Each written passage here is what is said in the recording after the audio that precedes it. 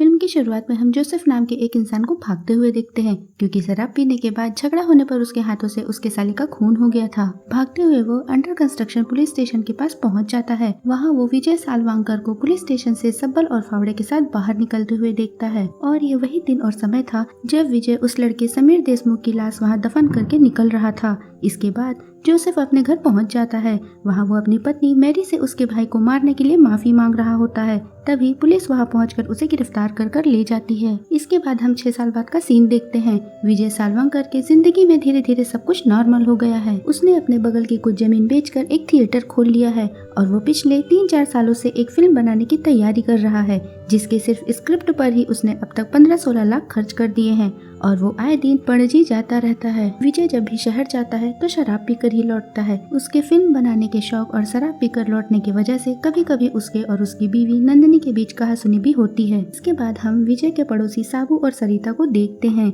विजय की जमीन साबू ने ही खरीदा था और वो लोग पिछले 2 साल से यहाँ आकर रह रहे होते हैं। साबू आए दिन शराब पीकर अपनी पत्नी सरिता से मारपीट किया करता था। ऐसे ही एक दिन उन लोगों का झगड़ा होने पर नंदिनी के कहने पर जब विजय झगड़ा सुलझाने जाता है तब साबू उल्टा विजय के साथ ही झगड़ने लगता है। नेक्स्ट सीन में विजय अपने ऑफिस में होता है और वो अपने थिएटर और ऑफिस में कैमरे लगवा रहा है। हम देखते हैं कि एक कैमरा उसने ऑफिस के बाहर भी लगवाया हुआ है जहाँ से पुलिस स्टेशन दिखता है। इसके बाद विजय अपने थिएटर जाता है। वहाँ उससे मिलने के लिए समीर के पिता महेश आते हैं और उससे मिलकर बताते हैं कि उसे और उसकी बीवी मीरा को सपने आते हैं कि उसके बेटे की आत्मा आज तक भटक रही है और वो आज तक चैन से नहीं सो पाते। महेश विजय के सामने हाथ जोड़ता है कि वो कम से कम उन लोगों को समीर की अस्थियां ही दे दे जिससे वो लोग अपने बेटे का अंतिम क्रिया कर सके। विजय महेश को बताता है कि वो चाहकर भी उनकी कोई मदद नहीं कर सकता। अगले सीन में हम विजय की छोटी बेटी अनु को देखते हैं। वो अब हॉस्टल में रहकर पढ़ाई करती है। स्कूल में सूरज नाम का उसका एक दोस्त बताता है कि स्कूल प्रोजेक्ट में वो अनु की दीदी के साथ हुए घटना की एक शॉर्ट फिल्म बना रहा है, जिसके लिए उसे अनु से कुछ जानकारी चाहिए। अनु को लग रहा है कि अब उस घटना को 6 साल बीत चुके हैं, अब सब कुछ नॉर्मल हो गया है और उन लोगों को अब कोई खतरा नहीं है। वो समीर की शॉर्ट फिल्म बनाने में मदद करने के लिए तैयार हो जाती है। इसके बाद विजय पणजी में फेमस स्क्रिप्ट राइटर चंद्रन के पास होता है। वो लोग स्टोरी के बारे में कुछ डिस्कशन करते हैं। वहाँ से निकलने के बाद विजय अपने दोस्त राजन से मिलने जाता है। विजय जब भी पणजी आता तब राजन के साथ शराब पीता था और उसी के कमरे में रुका करता था। वो नंदिनी को फोन करके बताता है कि वो रात को घर नहीं आएगा और नंदिनी सरिता को सोने के लिए बुला ले। राजन विजय से उसकी फिल्म के बारे में पूछता है कि वह कब शुरू होगी, क्योंकि विजय ने राजन से वादा किया है कि उसे भी अपनी फिल्म में रोल जरूर देगा। विजय राजन की बात टाल देता है। इधर घर पर सरिता और नंदिनी बातें कर रहे होते हैं। नंदिनी सरिता से एक रिश्ते के बारे में पूछती है जो वो अंजू के लिए लाने वाली थी। सरिता हिचकिचाते हुए नंदिनी को बताती है कि लड़के वालों ने उस रिश्ते के लिए मना कर दिया क्योंकि पूरे गांव में यह अफवाह है कि जो लड़का मरा था उसे असल में अंजू ने ही मिलने बुलाया था। तब विजय ने उन लोगों को साथ में गलत हरकत करते हुए देख लिया होगा और गुस्से में उस लड़के को मार दिया होगा। अपनी बेटी के बारे में यह अफवाह सुनकर नंदिनी के मुंह से गुस्से से निकल जाता है कि उसकी बेटी ने किसी को नहीं बुलाया था, बल्कि वो लड़का घर में घुसकर अंजू के साथ जबरदस्ती करने की कोशिश कर रहा था। इसीलिए अंजू ने इतना बोलने के बाद नंदिनी को अपनी गलती का एहसास हो चुका था और वो चुप हो जाती है। अगले दिन सुबह हम विजय, नंदिनी, अनु और अंजू चारों को हम साथ में देखते हैं। अनु छुट्टियों में घर आई हुई होती है। वो विजय को बताती है कि उसके स्कूल के दोस्त गांव घूमना चाहते हैं, इसलिए उसके दोस्त यहाँ आना चाहते हैं। विजय इस बात के लिए तैयार हो जाता है क्योंकि वो चाहता था कि उसकी बेटी अंजू भी बाहरी लोगों से मिले जुले, क्योंकि अंजू अब भी पूरी तरह से उस सदमे से नहीं उभरी थी और अब भी उसे कभी कभी पैनिक अटैक आते हैं, खासकर तब जब वो पुलिस वालों को देखती है। ऐसे ही एक दिन अचानक अंजू अपने घर के पिछले रास्ते से पुलिस वालों को आते देखकर बहुत घबरा जाती है और अपने पापा को जाकर बताती है। तब विजय उसे घबराने के लिए मना करता है। विजय के पुलिस वालों से पूछने पर वो बताते हैं कि सरिता ने अपने पति के खिलाफ घरेलू हिंसा की शिकायत की है। उसी के तहकीकात के लिए वो लोग आए हुए हैं। पुलिस वाले विजय और नंदिनी से सवाल जवाब करते हैं कि क्या उन्होंने कभी साबू को सरिता के साथ मारपीट करते हुए देखा है। विजय और नंदिनी बता देते हैं कि साबू सरिता के साथ लगभग हर रोज मारपीट करता है। पुलिस साबू को गिरफ्तार करके ले जाने वाली ही होती है। तब सरिता उसे गिरफ्तार करने के बजाय इस बार बस चेतावनी देकर छोड़ने के लिए कहती है। तब पुलिस वाले इसके लिए मान जाते हैं और साइन करने के लिए 2 दिन बाद एसपी ऑफिस बुलाते हैं। इसके बाद हम जोसेफ को देखते हैं। उसकी सजा अब खत्म हो चुकी है और वो जेल से रिहा हो गया है। वो अपनी बीवी मैरी के पास मिलने जाता है। मैरी ने अब भी उसे माफ नहीं किया है। मैरी जोसेफ के साथ रहने के लिए मना कर देती है और उसे अपने बेटे से भी मिलने नहीं देती। जोसेफ की माँ उसे बताती है कि मैरी को उसे माफ करने में कुछ वक्त जरूर लगेगा, लेकिन वो आज नहीं तो कल उसे माफ कर देगी। वो उससे यह भी कहती है कि जोसेफ को अपने बच्चों के उज्जवल भविष्य के लिए कोई अच्छा सा काम पकड़ के पैसे कमाने के लिए सोचना चाहिए। जोसेफ गांव में ही नौकरी तलाश करने की कोशिश करता है, लेकिन उसके पढ़े लिखे न होने और जेल जाने की वजह से उसे कोई काम नहीं देता। इसके बाद हम कुमार को देखते हैं, जो कि उस जिले का आईजीपी है। कुमार मीरा का दोस्त है और उसने मीरा से वादा किया है कि वो मीरा के बेटे का मर्डर केस सॉल्व करके विजय को सजा दिलवा कर रहेगा, और इसलिए कुमार आज तक अंदर ही अंदर बिना अपने सीनियर ऑफिसर को बताए इस केस की तहकीकात में लगा हुआ है। कुमार के घर पे हम सूरज को देखते हैं। सूरज कुमार के दोस्त का बेटा है और यह पता चलने पर कि सूरज और अनु एक ही स्कूल में हैं, कुमार ने ही सूरज को अनु से दोस्ती करके उस केस के बारे में पता करने के लिए कहा था। इसलिए सूरज शॉर्ट फिल्म में मदद के बहाने अनु से उस केस के बारे में पूछताछ कर रहा था। इसके बाद सूरज और उसके बाकी के दोस्त अनु के घर पर घूमने आते हैं। अनु सूरज को अकेले में उसी जगह खड़े होकर उस जगह के बारे में कुछ बता रही होती है जहाँ विजय ने समीर की लाश को पहले गाड़ा था और पुलिस को खुदाई पर जानवर की लाश मिली थी। नंदिनी उन दोनों को वहाँ देख लेती है और अनु को बुलाकर जोर से डांटती है। विजय अपनी फैमिली को क्रिस्टोफर नाम के एक बीमार आदमी से मिलवाने ले जाता है, जिसे विजय की फैमिली नहीं पहचानती।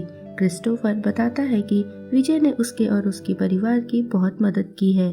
उसने क्रिस्टोफर की बेटी के पढ़ाई का भी पूरा खर्चा उठाया है। अगले दिन विजय फिर से पणजी चला जाता है और नंदिनी सरिता को रात में सोने के लिए अपने घर बुलाती है। नंदिनी सरिता को अपनी छोटी बहन की तरह मानती थी। सरिता के पूछने पर कि मर्डर वाली उस रात को क्या हुआ था, नंदिनी उसे इनडायरेक्टली बताती है कि उसे खुद नहीं पता उसके पति ने क्या और कैसे किया। इसके बाद हम साबू और सरिता को एसपी ऑफिस में देखते हैं। तब हमें वहाँ पता चलता है कि साबू और सरिता असल में पुलिस वाले हैं और उन लोगों को कुमार ने वहाँ भेजा है। वो पिछले 2 सालों से विजय के पड़ोसी बनकर रह रहे हैं ताकि विजय और उसके परिवार वालों के करीब रहकर सरिता और साबू को उनके खिलाफ कोई सबूत मिल सके। सरिता ने विजय के घर पर कई जगह माइक भी लगाया हुआ था, जिससे वो उन लोगों की बातें सुनती थी। फिर भी उसे कभी कोई सबूत नहीं मिला, क्योंकि विजय कभी भी उस घटना के बारे में कोई बात करता ही नहीं था। पुलिस 6 सालों बाद भी उस केस की तहकीकात कर रही है, इस बात का लोगों को पता होता है। मीरा इस केस को सॉल्व करने में मदद करने वालों को मीरा ने 25 लाख का इनाम देने की बात भी फैला दी थी। जब गांव के लोग इस बारे में बात कर रहे होते हैं तब जोसेफ भी वहीं होता है। उसे इस केस के बारे में कोई खास जानकारी नहीं थी, क्योंकि वो तो उसी रात को जेल चला गया था जिस रात यह घटना हुई थी। गांव में कोई काम न मिलने पर जोसेफ नौकरी की तलाश में शहर जा रहा होता है। तभी रोड पर बस का इंतजार करते हुए उसकी नजर पुलिस स्टेशन पे पड़ती है और उसके दिमाग में ये सारी बातें आने लगती हैं कि जिस दिन वो गिरफ्तार हुआ था उसने विजय को पुलिस स्टेशन के अंदर से सबल के साथ निकलते देखा था। जोसेफ अब समझ चुका था कि विजय ने उस लाश को पुलिस स्टेशन में ही गाड़ा है। वो इनाम के लालच में आईजीपी कुमार के पास पहुंच जाता है। आईजीपी के पूछने पर वो पहले इनाम की रकम मांगता है। तब मीरा और महेश कुछ समय के बाद पैसे लेकर वहां पहुंचते हैं। पैसे मिलने पर जोसेफ अब उनके सामने यह बताता है कि विजय ने वो बॉडी पुलिस स्टेशन में छुपाया है। ये सुनकर बाकी सब लोगों को जोसेफ पर विश्वास नहीं होता, पर मीरा और कुमार समझ जाते हैं कि ये सच है। इसीलिए विजय इतने दिनों तक इतना कॉन्फिडेंट था कि पुलिस वालों को कभी भी वो बॉडी नहीं मिलेगी। महेश भी समझ जाता है कि इसीलिए विजय ने उसे यह कहा था कि वो चाहकर भी उसकी मदद नहीं कर सकता। कुमार अपने सीनियर ऑफिसर को ये सारी जानकारी देकर पुलिस स्टेशन की खुदाई करने की परमिशन मांगता है। सीनियर ऑफिसर बड़ी मुश्किल से इस शर्त पर परमिशन देता है कि जब तक वहाँ से कोई पुख्ता सबूत नहीं मिल जाता इस बात की जानकारी मीडिया या आम लोगों तक ना पहुँचे। साथ ही सीनियर ऑफिसर भी यह बताता है कि अगर उन लोगों को बॉडी या फिर कोई और दूसरा सबूत भी मिल गया तो भी पहले उन लोगों को कोर्ट से परमिशन लेना पड़ेगा, तब जाकर वो विजय या उसके परिवार को गिरफ्तार कर पाएंगे। क्योंकि पिछली बार विजय और उसके परिवार के बेगुनाह साबित होने के बाद कोर्ट ने पुलिस डिपार्टमेंट को यह सख्त आदेश दिया था कि बिना कोर्ट के परमिशन के पुलिस विजय और उसके परिवार को गिरफ्तार नहीं कर सकते। अब अगले दिन पुलिस गुपचुप तरीके से खुदाई शुरू कर देती है, मगर खुदाई करने वाले मजदूरों से लोगों तक यह खबर फैल ही जाती है। आम लोगों को भी यह समझ आ जाता है कि यहाँ सब उसी केस के लिए हो रहा है। वहाँ लोगों की भीड़ लग जाती है। इधर विजय घर पर खुशी खुशी अपने परिवार के साथ वक्त बिता रहा होता है। तब वो अपने मोबाइल में सीसीटीवी कैमरा चेक करता है, जैसा कि वो अक्सर चेक किया करता था। वो सीसीटीवी में पुलिस स्टेशन में भीड़ देखकर समझ जाता है। साथ ही कुछ लोग भी उसके घर पहुंचकर उसे इस बात की जानकारी देते हैं। विजय के अब होश उड़ चुके होते हैं। नंदिनी भी विजय की हालत देखकर समझ जाती है कि विजय ने वह लाश वहीं छुपाया था। विजय नंदिनी से कहता है कि वो उसको और अपनी दोनों बेटियों को कुछ नहीं होने देगा और अपने ऑफिस चला जाता है। वहाँ जाकर वो फिर से सीसीटीवी में पुलिस स्टेशन में चल रही सभी चीजें देखने लगता है। स्टेशन में अब हम देखते हैं कि फाइनली पुलिस वालों को समीर की बॉडी मिल गई, जिसमें 6 साल बाद अब सिर्फ हड्डियां ही बची हुई है। पुलिस उन हड्डियों को इकट्ठा करके फॉरेंसिक डिपार्टमेंट भेज देती है।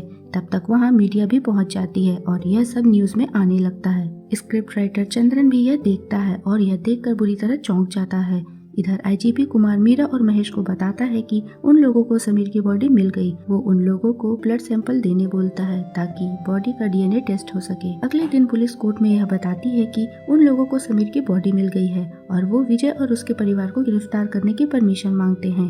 विजय की वकील संध्या कोर्ट में कहती है कि भले ही उन्हें बॉडी मिली हो, लेकिन इस बात का कोई सबूत नहीं है कि वो बॉडी विजय या उसके परिवार ने वहां रखी है। कोर्ट पुलिस को विजय या उसके परिवार को गिरफ्तार करने का परमिशन देने से मना कर देती है। हाँ, लेकिन बिना गिरफ्तार किए कुछ घंटों के लिए उनसे पूछताछ करने के लिए कोर्ट मान जाती है। अब पूछताछ के दौरान हम फिर से विजय को वही 2 अक्टूबर को सत्संग वाली पुरानी कहानी सुनाते हुए देखते हैं, जिसे दोबारा सुनने पर मीरा अपना आपा खो देती है और विजय के ऊपर हाथ उठा देती है। साथ ही वो अंजू को बहुत बुरी तरीके से धमकाती है, जिससे अंजू को पैनिक अटैक आ जाता है और उसकी हालत बहुत बिगड़ जाती है। विजय अपनी बेटी की यह हालत देखकर डर जाता है और अपना गुनाह कबूल कर लेता है। विजय पूरा गुनाह अपने ऊपर लेकर अपने परिवार को छोड़ने बोलता है।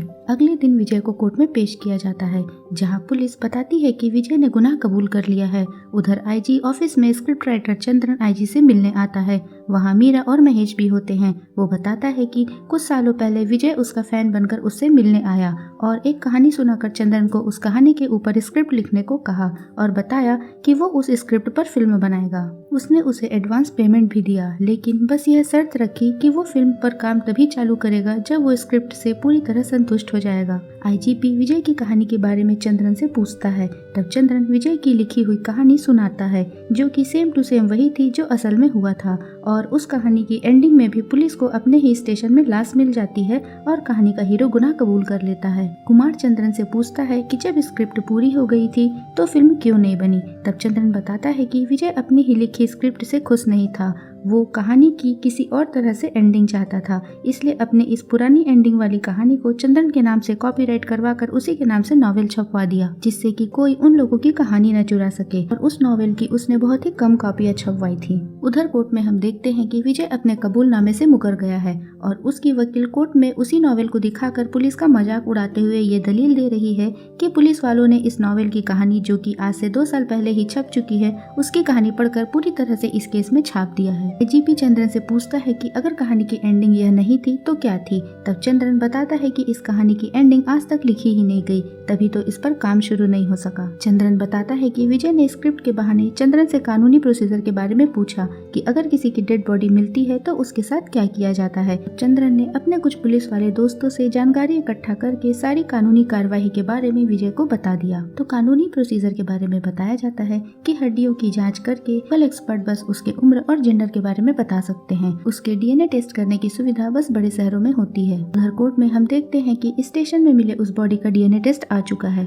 और वहाँ पता चलता है कि वो बॉडी तो समीर की थी ही नहीं, वह किसी और की बॉडी थी। कोर्ट में यह रिपोर्ट देखकर सभी चौंक जाते हैं, यहाँ तक कि विजय की वकील भी चौंक जाती है। अब हम फ्लैशबैक में देखते हैं कि सबसे पहले तो विजय ने क्रिस्टोफर से दोस्ती की, जो कि शमशान में बॉडी दफनाता था। उसकी मदद से एक ऐसी बॉडी ढूंढी जिसकी उम्र लगभग समीर की उम्र से मिलती जुलती हो। इसके बाद क्रिस्टोफर ने उस बॉडी की अस्थियों को निकालकर विजय को दे दिया। इसके बाद विजय ने उस फॉरेंसिक लैब के गार्ड राजन से दोस्ती की, क्योंकि उसने पता कर लिया था कि जब कभी भी समीर की बॉडी पुलिस वालों को मिलेगी तब उसकी बॉडी डीएनए टेस्ट के लिए वहीं लाई जाएगी। और ऐसा ही हुआ। जिस शाम समीर की हड्डियां वहां लाई गई, उसी रात को विजय फिर से पणजी आ गया और हर बार की तरह फॉरेंसिक लैब में ही राजन के कमरे में दोनों ने मिलकर शराब पिया। फिर राजन के सो जाने के बाद विजय ने जाकर हड्डियों को बदल दिया था। पुलिस स्टेशन से मिले अमीर की असली हड्डियों को एसिड से डिस्ट्रॉय कर दिया था। यहाँ हमें समझ में आता है कि क्यों विजय फिल्म बनाने का बहाना कर रहा था, क्यों वो क्रिस्टोफर की इतनी मदद करता था, क्यों उसने राजन से दोस्ती की थी और क्यों वो जब भी पणजी आता था तो शराब पीकर उसी के कमरे में रुकता था, क्योंकि विजय को मालूम था कि कभी न कभी समीर की बॉडी मिल सकती है और वो पिछले 6 सालों से इस बात की तैयारी कर रहा था। इन सब के बाद हम विजय को कोर्ट से बाइज्जत बरी होते हुए देखते हैं। मूवी के लास्ट में हम देखते हैं कि विजय ने समीर की हड्डियों को एसिड से डिस्ट्रॉय करने के बाद बची हुई हड्डियों को एक पुजारी के जरिए महेश और मीरा तक पहुंचा दिया है ताकि वो उसका अंतिम संस्कार कर सके। अंतिम संस्कार करने के दौरान कुमार भी वहां पहुंचता है और मीरा को समझाता है कि वो अब इस केस के बारे में भूल जाए, क्योंकि वो लोग ऐसे आदमी को नहीं हरा सकते जिसने अपने दिमाग में ठान लिया हो कि वो अपने परिवार को कुछ नहीं होने देगा। साथ ही कुमार मीरा से यह भी कहता है कि विजय के लिए जिंदगी भर अपने परिवार को इस मुसीबत से दूर रखने की तैयारी करते रहना भी उसके लिए किसी सजा से कम नहीं। लास्ट में हम विजय को देखते हैं जो महेश को अपने बेटे का अंतिम संस्कार करते देख रहा है और यह उम्मीद कर रहा है कि शायद अब वो लोग उसका पीछा छोड़ दें। दोस्तों, वीडियो को लाइक और शेयर करें और प्लीज चैनल को सब्सक्राइब करें। Thank you.